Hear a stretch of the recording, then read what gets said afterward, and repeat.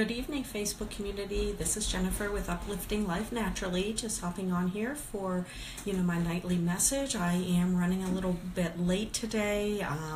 Got home a little late from our Memorial Day festivities, so I do apologize for that. I hope everybody had a nice Memorial Day holiday and had some picnics and time with family. And anyways, I wanted to just hop on here for a few minutes here at the end of my day and talk a little bit about ticks, especially for those of us living, here in the Pennsylvania area. The prevalence of ticks and tick bites are, pretty high. Last night I did talk about, some ways that we can prevent, tick bites by use of essential oils, as well as, using a lint roller with the adhesive tapes to, roll over our clothing and such when we, come out or come back in from the outdoors. But a couple of things I just wanted to share as far as information on ticks for those of you who may not be aware. First of all, size of ticks can vary. They can tend to be anywhere from the size of a, pinhead to that of a pencil head. And the longer they are on our bodies after they would bite and are engorging or feeding on our blood, they do become larger in size, but typically a pin size to a pencil head. So they are really, really tiny. So when you are outside, especially out amongst the outdoors, or your pets, certainly make sure you're inspecting, your children and yourself, pretty closely for them. They are a little hard to find. As far as the color of the ticks, they also vary. They can be anywhere in color from a, brownish color to a reddish brownish color to even black. And but as they're on our body and engorging, feeding on our blood, they actually turn to a bluish green color. So if you would see, a tick and you see that it's more bluish green, you can, pretty much, guess that it's been on there for a while.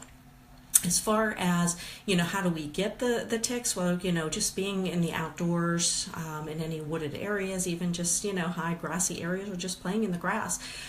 We can get ticks. They can, come onto our bodies. They can come onto our pets. They can be transmitted from the pets to us and from us to the pets and things. So, even if, your kiddos aren't the ones outside necessarily playing, but your pets have been outdoors for, most of the day, and then, cuddling on the couch with the kids, certainly still want to make sure you're keeping an eye on everybody, or even yourself for that matter. So, as far as location, they can hop onto our bodies, anywhere, but they tend to migrate to the warmer areas, like, under the armpits, behind the knees, even behind the ears, and up in the hairline area. So those are some areas that you definitely want to make sure you look at. I know that was some new information for me. I just always kind of thought, we'll check your exposed, areas of skin, primarily your legs or maybe even your arms, but, I guess they do migrate, so you want to make sure you're checking those other areas, under the arms,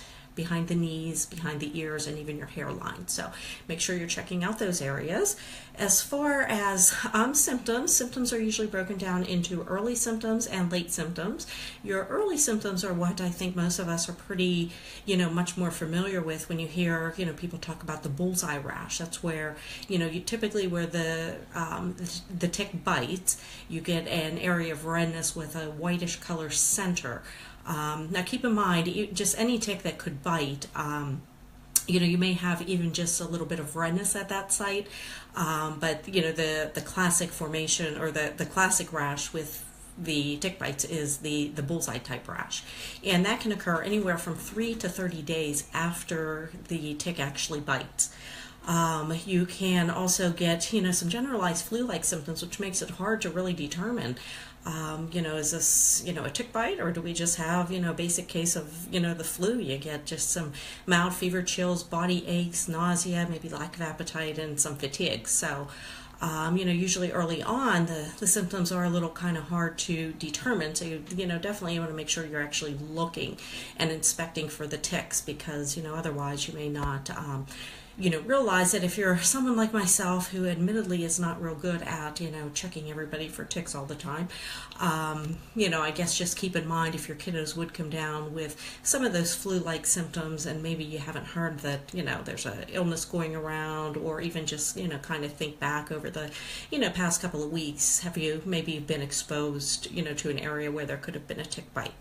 As far as the later signs and symptoms that typically occur with with a tick bite is, you may see a migrating rash. So it's the same type of bullseye type rash, but it actually starts to, go to different areas of our body. So that's one thing you want to watch for. And then, we can get some arthritic type, joint pain. Typically it's in the knees. However, it can, also migrate. So if you're somebody, or have a family member that's, having these weird, pains that kind of jump from one joint to the next, that's certainly, something you want to keep in your differential, as far as, could it have been a tick bite, a couple of months prior. Neurological symptoms, as far as some numbness and tingling, even a Bell's palsy, which is basically where we get a numbness paralysis of just one side of our face. That can happen as far as late effects of a